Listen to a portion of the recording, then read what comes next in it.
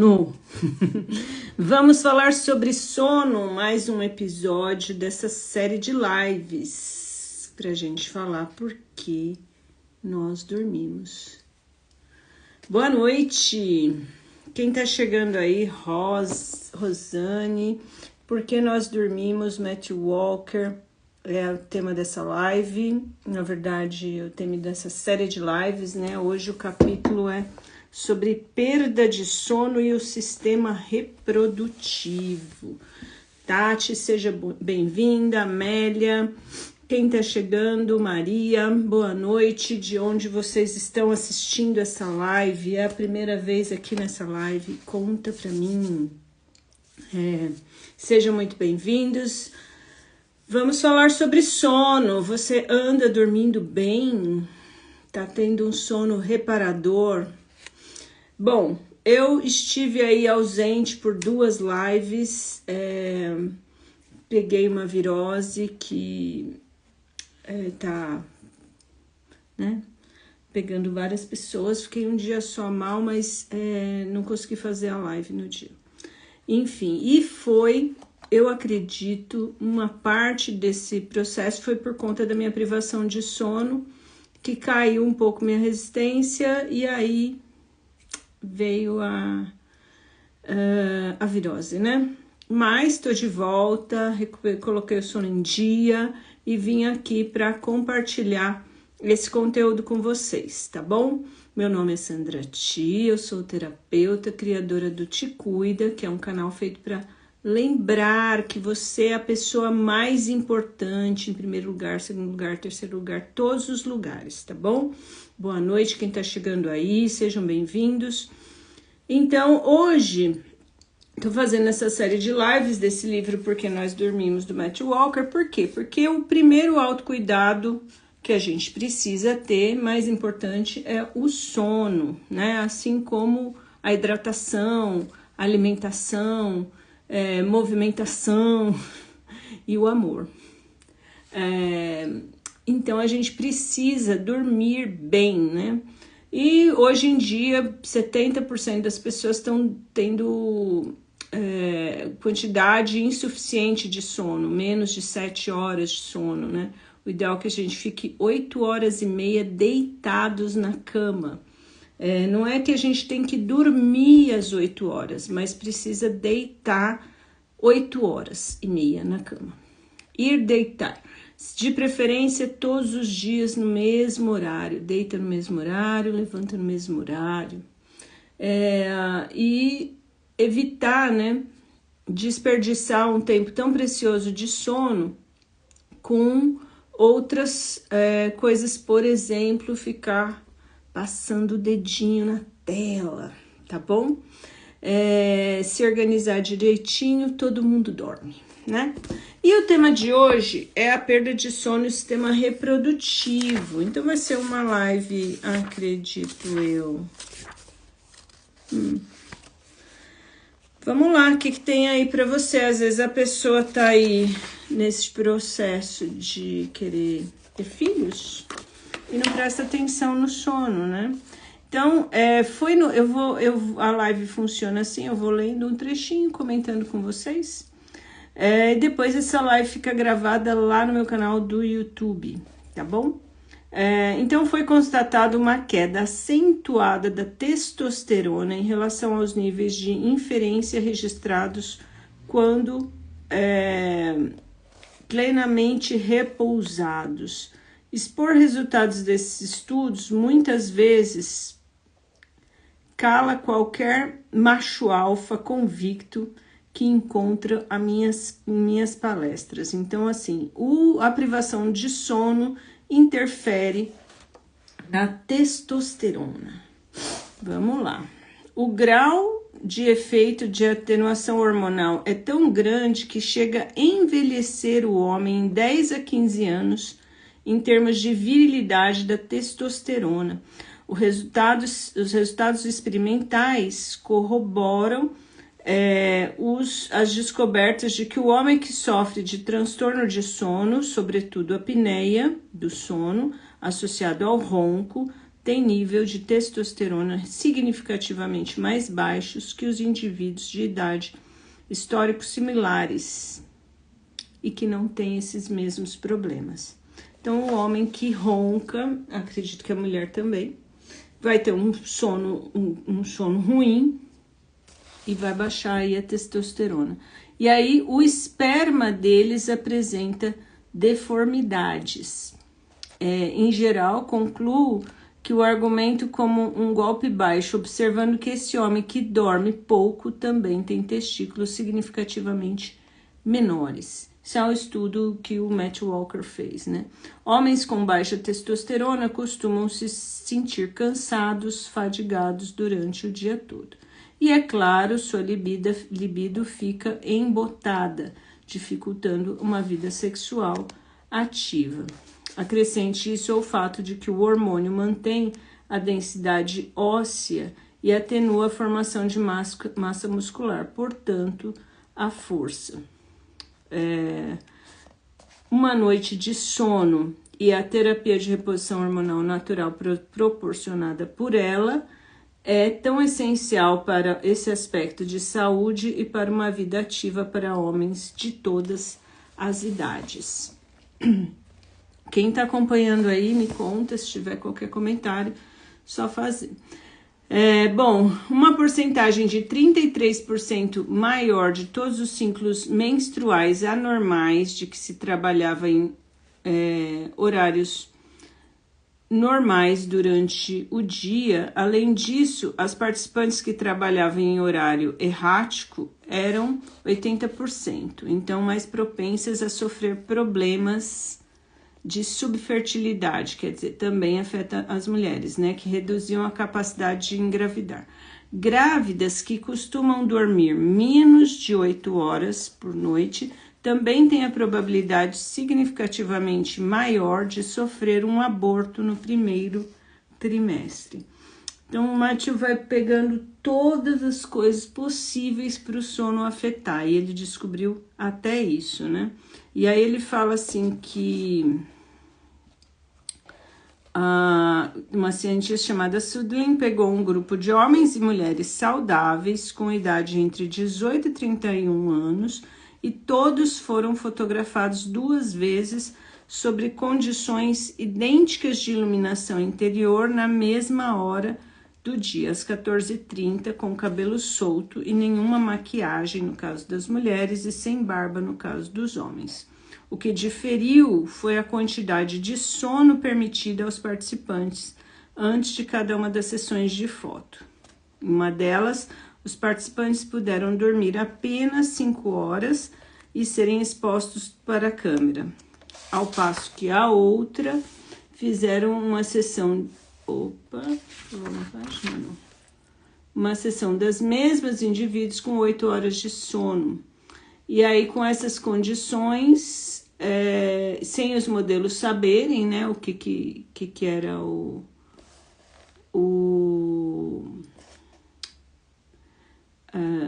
qual que tinha dormido, qual não. E aí, gente, que a pessoa fica mais bonita na foto, né? Então, é daí que vem aquela lenda do sono da beleza, né? E por que ele tá falando disso? Infertilidade. Vamos lá. Então, essas pessoas ignoraram o verdadeiro objetivo do experimento, nada sabendo sobre diferentes manipulação do sono impostas, retratadas. E os juízes viram os 2 grupos, né, com fotos onde eram embaralhadas e tiveram de fazer classificações de 3 quesitos. Aparente cansaço e atratividade, quem era mais atrativo, né? E apesar de não saberem nada sobre a premissa subjacente do estudo, os rostos após a noite de sono, com pouco sono, foram classificadas como aparentemente mal fadigados, menos saudáveis e significativamente menos atraentes. Então, ele havia revelado que a verdadeira face da falta de sono é um conceito de sono de beleza. Então, o que a gente aprende com isso nessa área de pesquisa em desenvolvimento é que os aspectos essenciais do sistema reprodutivo humano são afetados por sono, tanto no caso dos homens quanto no das mulheres.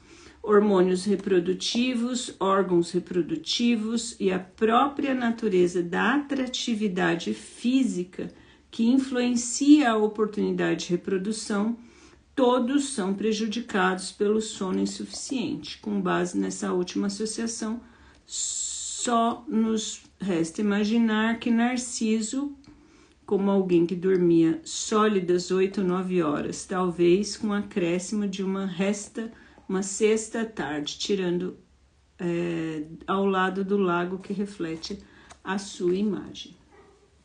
Então, resumindo aqui, né, o sono interfere na testosterona para o homem, né?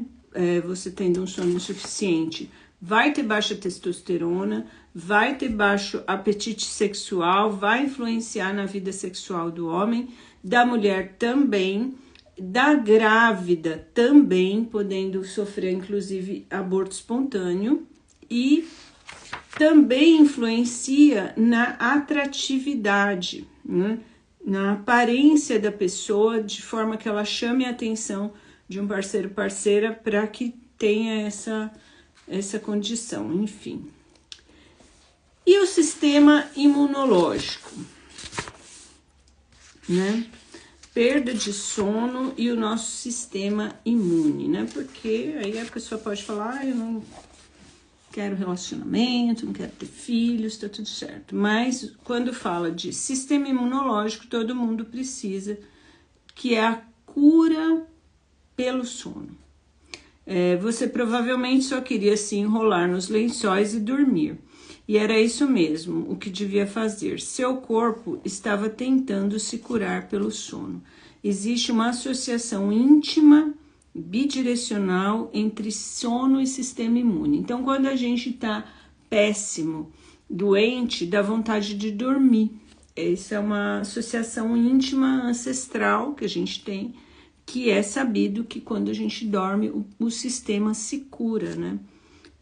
O sono combate infecção e enfermidade utilizando todo tipo de arsenal imune, blindando o indivíduo. Ele mediu o sono de mais de 150 homens e mulheres saudáveis e passou a esguichar uma boa dose de rinovírus, um abuso nasal, para a pessoa pegar a gripe, né? Então, foi determinante quem de fato havia pegado a gripe, né?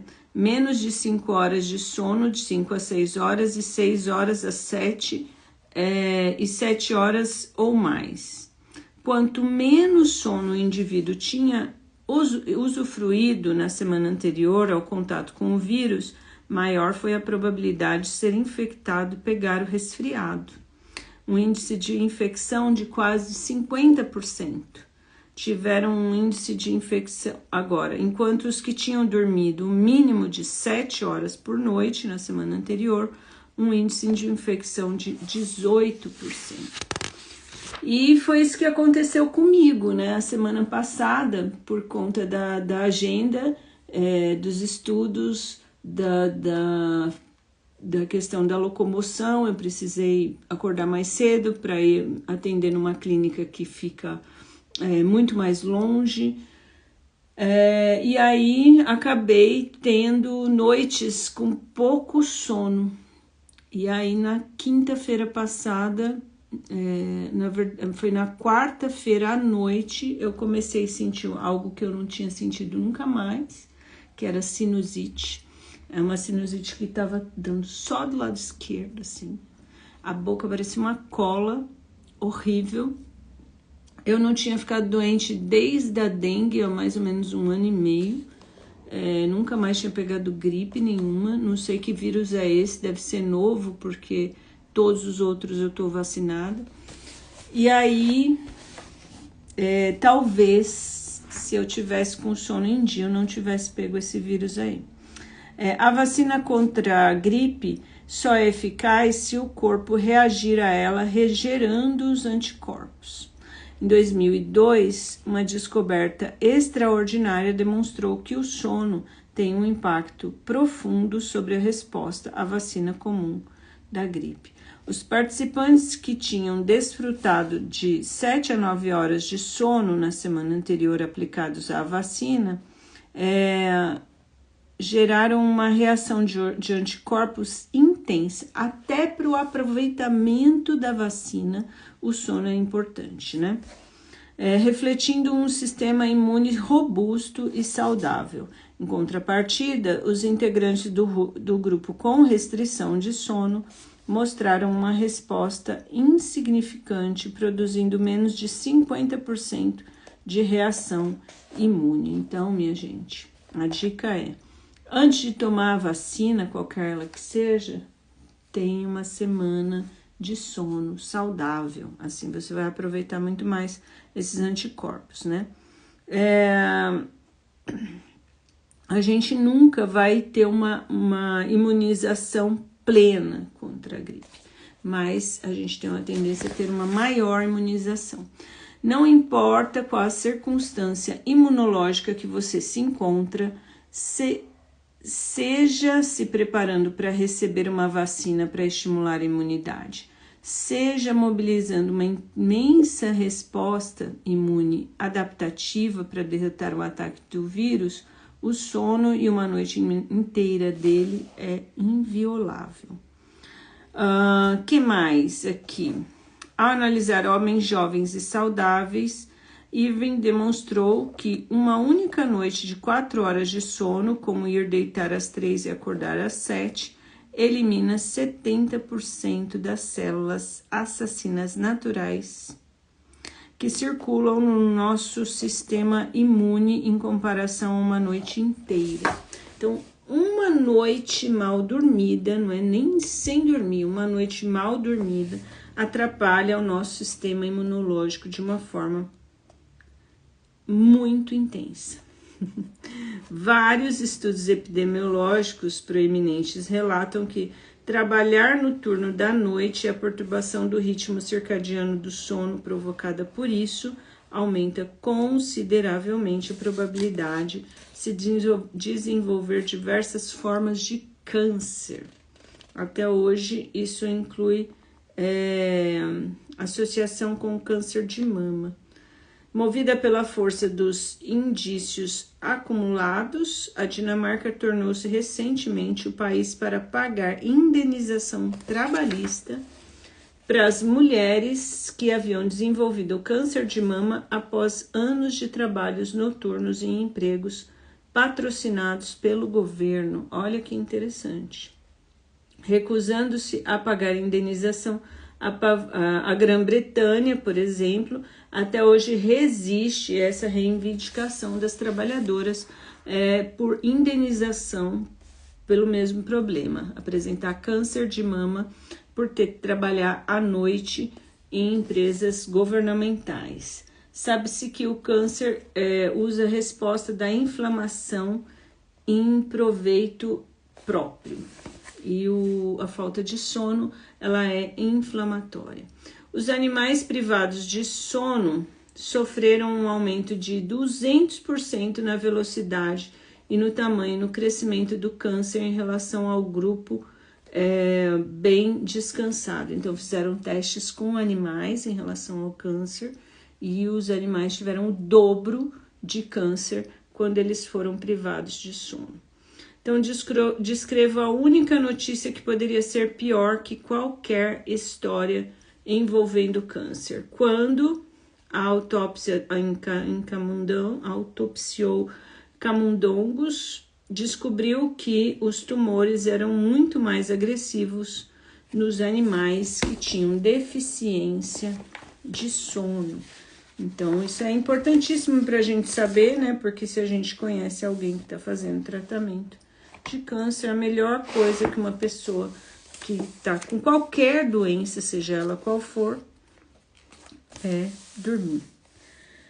Bom, Por hoje era isso que eu queria falar, então, sobre o sono e o aparelho reprodutivo, né? A gente tem interferência na reprodução humana com a privação do sono e o sistema imune. Na terça-feira, tudo der certo, estarei aqui às 19 horas para falar sobre perda de sono e a interferência no seu DNA. Tá bom? E aí a gente vai assim caminhando para terminar a parte 2 do livro, né? Depois a gente vai entrar na parte mais legal, na minha visão, que é o sono. Aliás, os sonhos, desculpa. Então, por que a gente sonha, como sonha, e esse conteúdo é bem bacana para quem é interessado em inconsciente, subconsciente. Tá bom? Eu quero agradecer a todos que assistiram a live por um pouquinho, do começo ao fim, aos que estão assistindo ela gravada no YouTube, muito obrigada. Deixe seu like, deixe seu comentário e encaminha, compartilha essa live para alguém que possa se interessar, tá bom? Até a próxima live, muito boa noite, fica bem e te cuida.